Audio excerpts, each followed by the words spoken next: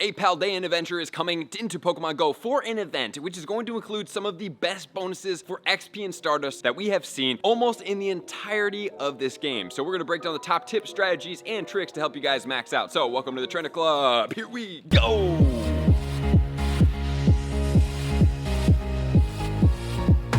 A Paldean adventure starts on Tuesday the 5th. At 10 a.m. local time, and that's going to go all the way till Sunday the 10th at 10 a.m. and that's going to be where the second part of the Ultra Unlock Paldea discovery is going to happen, okay? So we're still going to maintain the same exact bonuses, and the bonuses are going to be incredible, which are going to be 4 times catch Stardust, 4 times catch XP, and random Pokestops can turn gold to go over and get you guys some more items, okay? So this is fantastic. Some of the 3 top favorite things to be able to do for these bonuses in Pokemon Go, which we are going to check out in the tips. Not only that, we're going to get the brand new starters from the Paldea region, and we are going to get a shiny in there from that region as well, and some spawns and the likes. But we're going to cover all that in our tips, starting off with tip number 1.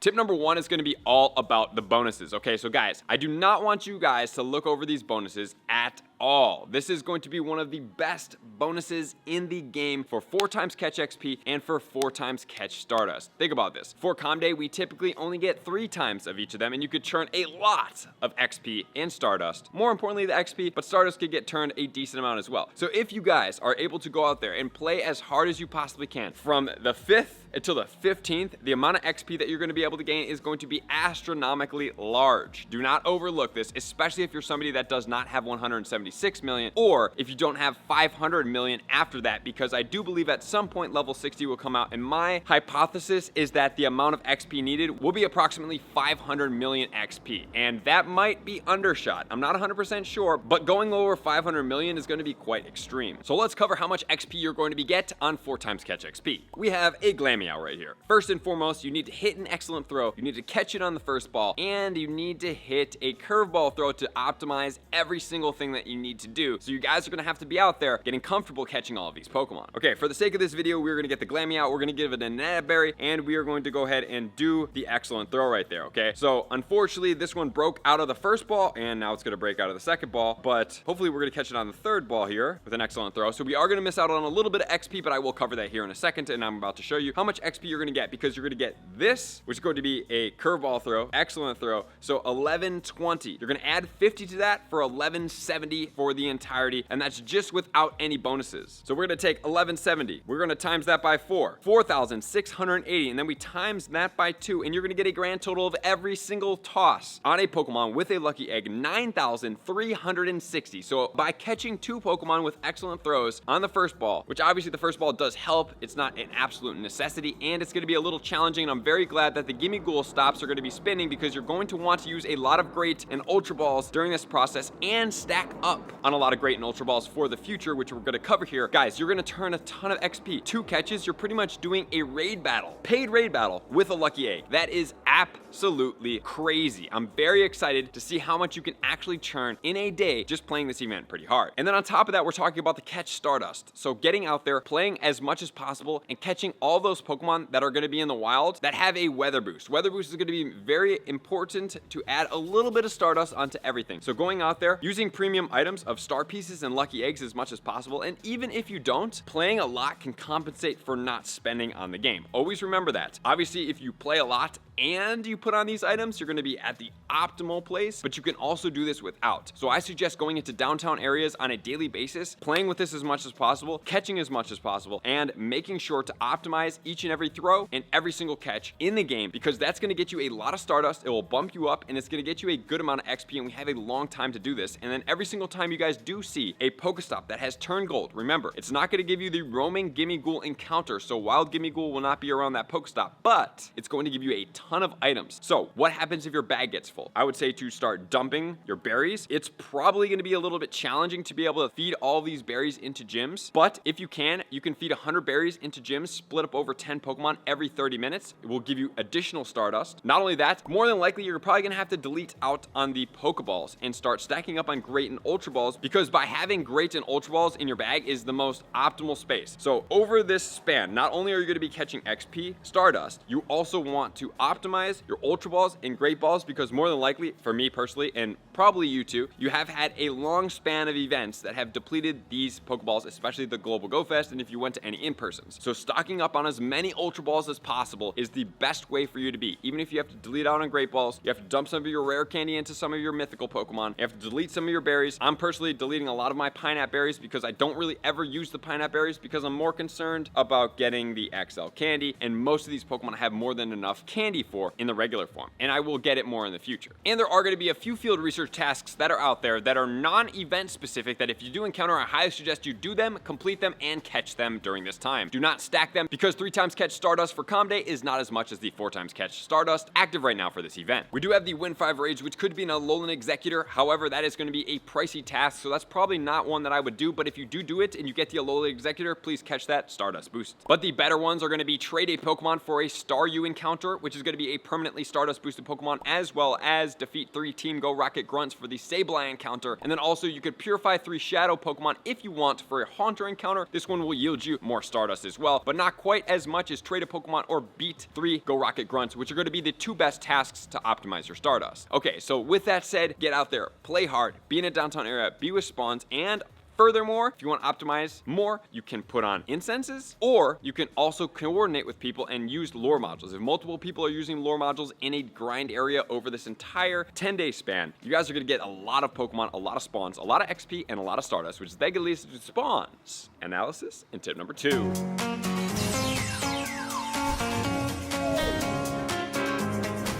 Tip number 2 is all about the spawns. So we have a couple different things that we need to address here. Number 1, we have increased chances of getting certain specific shiny Pokemon, which are going to include Hoppip, Houndour, Buizel, as well as Fletchling. So in the wild, all of these are going to have increased shiny chances. Okay, so the Houndour is going to go all the way into Mega Houndoom. That's going to be a great Mega Pokemon. Not so much for an attacker because we do have the Primal Groudon. We also have Charizard. We have Blaziken, which are all going to do great as Fire Megas. And then we also have now the Tyranitar with Brutal Swing, which is now the top Dark Mega. But this Pokemon is a Dark and a Fire type, so that is best served for a Mega Level 3 to dual type there. Not only that, Buizel is a kind of rare spawn. I don't have the shiny. Very excited about that. Fletchling has already been a Calm Day Pokemon, as well as Hoppip, so most of you guys should have more than enough of those Pokemon. So the entirety of the spawns will include those 4, as well as 4 from the Paldea region, which is going to be Sprigatito, Fuecoco, Quaxly, as well as Lechonk. And Lechonk is going to be a brand new shiny introduction into this event. Okay, so it's going to be a brand new Paldea region, 4 of them, and then Lechonk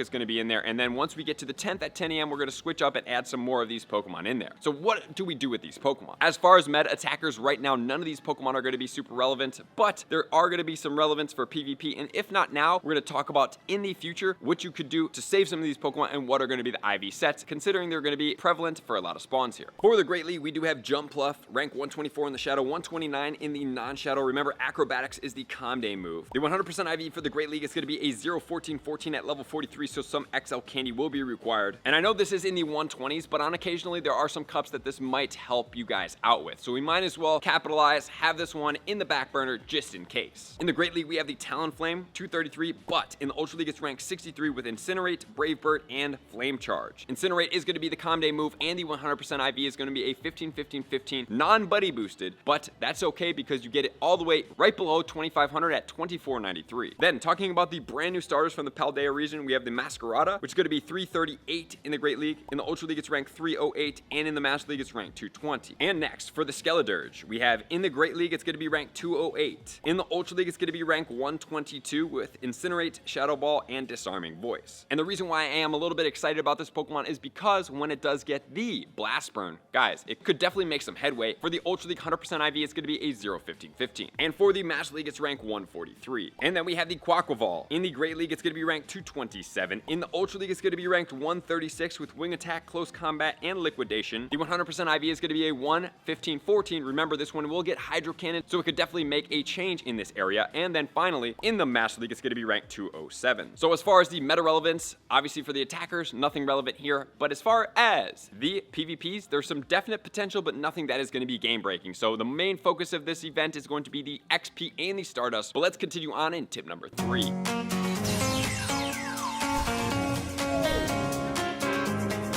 Tip number 3 will be all about the field research going on during this event, so let's check out what we have available to us and what I am going to recommend. And the field research is going to be as follows. Catch 9 Pokemon for a Sprigatito, 100% IV, 435, Fuecoco, 483, or Quaxly, 460, one of the 3. And then we have catch 3 Pokemon for a Lechonk encounter, 314, and it can be a shiny. And then we have the Paldean adventure. So you're going to start off with catching 8 Pokemon for 20 Pokeballs and 900 Stardust and 900 XP. And then you're either going to choose the Sprigatito, you're going to choose the Fuecoco, or you are going to choose the Quaxly. So I would assume that the research is going to be based around either water, fire, or grass. And it looks like for the most part, everything is going to maintain the same as far as what the rewards and items that you're going to get here. So after you catch 3 Pokemon, you're going to get 3 Pokeballs, take a snapshot of a wild Pokemon for 300 Stardust, and then you will either get the Sprigatito or the XP. And same thing goes for Fuecoco and Quaxly. And then for the second round, you're going to be getting spin 50 Pokestops or gyms, 20 raspberries, catch 200 Pokemon for 15 pineapple berries, send 60 gifts for 25 Pokeballs, evolve a Quaxly, 1000 XP, and then you will earn a heart with your buddy on 7 different days, which is going to be locked out right now for 3000 Stardust. Okay, so that's going to be a locked task. We'll continue on with the season, so this one will actually go all the way until Friday, December 1st. So it looks like a long season. It'll probably be safeguarded by some more time locks. And then we'll also have a Lechonk adventure, which is going to be catch 9 Pokemon, catch 1 Pokemon, catch 5 Pokemon, use 9 berries, send 9 gifts, and you will get 5 Lechonk encounters, including an extra one for the rewards, 900 stars, 900 XP. And then you're going to do a collection challenge for the Sprigatito, Fuecoco, Quaxly, as well as Lechonk. And all of those will eventually lead you to a Lechonk encounter with 1000 Stardust. So there is a lot of chances to be able to get one of these shiny Lechonks. Good luck. And there you have it. So now let's get into tip number 4.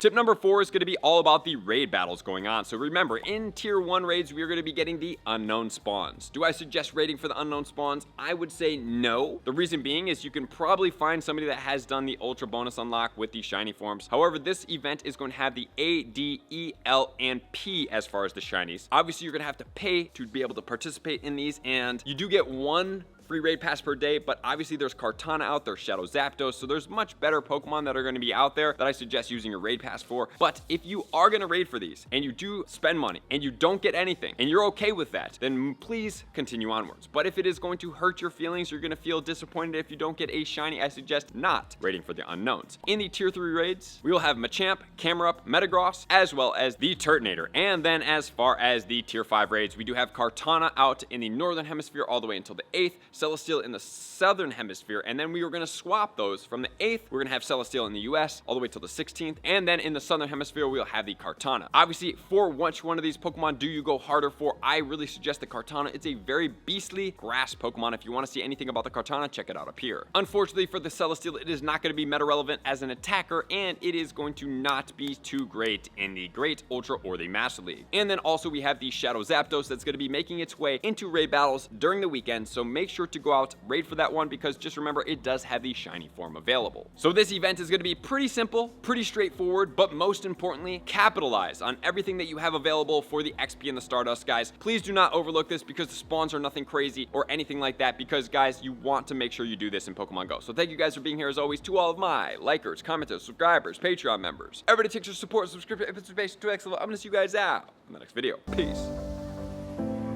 I want to take this time to thank everybody who supports me in every facet. It means the world to me, and an extra special thank you to all my Patreons. I greatly appreciate the extra support to continue to allow me to pursue Pokemon Go full time, allowing me to create my daily video uploads in the most timely fashion for everyone's benefit. Plus, I get the amazing experience of sharing my creative processes behind the scenes and raiding all around the globe with select upper tiers. Thank you everybody for being a part of the Trainer Club. You all mean the absolute world to me, and I will see you guys out on the next video.